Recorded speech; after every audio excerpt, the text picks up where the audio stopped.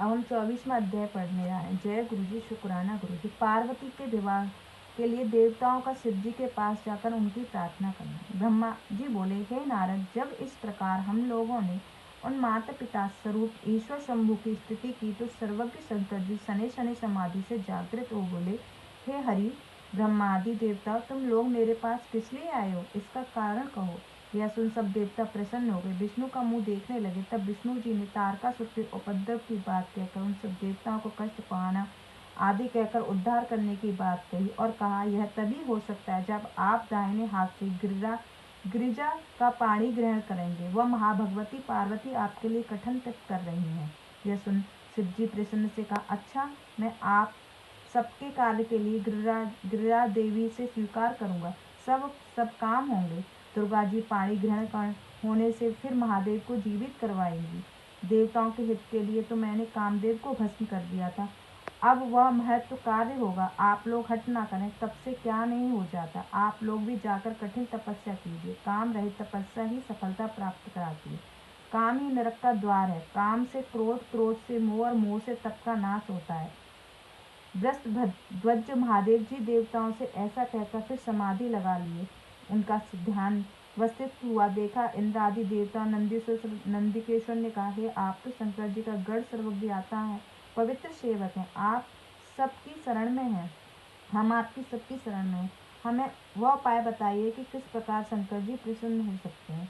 नंदिकेश्वर जी ने कहा, हे विष्णु, हे ब्रह्मा, हे इंद्र आदि देवता, यदि आप शिव जी का विवाह कराना चाहते हैं तो सब मिलकर अत्यंत दीनता से उनकी स्तुति कीजिए। शंकर जी तो भक्ति के वश में हैं, वे परमेश्वर साधारणतया प्रसन्न नहीं होते।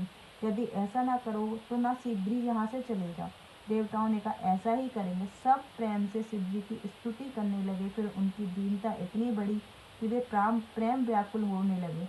मैं ब्रह्मा और विष्णु स्तुति करता ही रहा। फिर तो भक्त वत्सल भगवान शंकर को ध्यान से उपराम हो बोले, हे विष्णु, हे ब्रह्मा, कहो किस लिए आए?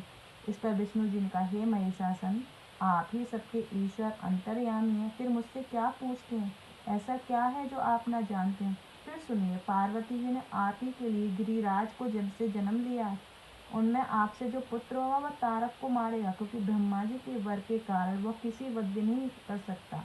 पार्वती जी नारद के उपदेश से ऐसा दुष्कर तप कर रही हैं कि पार्वती जी को वर देने के लिए आप उनके पास जाइए। हम सब शीघ्र आपका विवाह देखना चाहते हैं। रति को आपने जो वरदान दिया है उसका समय आ गया है, उसे सफल कीजिए। ऐसा कहते हुए सब देवता शंकर जी को प्रणाम करते उनके सामने जा बैठे। तब शिव जी हंसकर बोले, हे विष्णु आदि देवताओं, यह तुम लोग क्या कहते हो? विवाह करना तो मनुष्य का दृढ़ बंधन है, जिसका मुख्य नाम निगड़ बंधन है। स्त्री संग ही तो सबसे बड़ा कुसंग है। सबसे उद्धार हो सकता है, पर स्त्री संग रूप बंधन से नहीं। परंतु यह सब जानते हुए भी मैं तुम्हारी प्रार्थना को सफल करूंगा। भक्तों के अधीन तो एक मैं ही हूँ, तभी तो मैं सबके कार्यों में तत्पर रहता हूँ। इसी से मुझे अनुचित कर्ता कहते हैं। हलाहल तक मुझे पीना पड़ता है। मुझे विहार की आवश्यकता नहीं है, किंतु तारकासुर से उपस्थित दुखों को मैं अवश्य ही हरण करना चाहता हूँ। पुत्र उत्पत्ति के लिए मैं अवश्य गिरिजा से विवाह करूंगा। तुम निश्चिंत हो जाओ। ऐसा कहकर भगवान हर अपने भवन चले गए। विष्णु आदि देवता अपने लोक को चले गए। इति श्री महापुराण तृतीय पार्वती खंड का 24वां अध्याय समाप्त। जय गुरु जी, शुक्राना।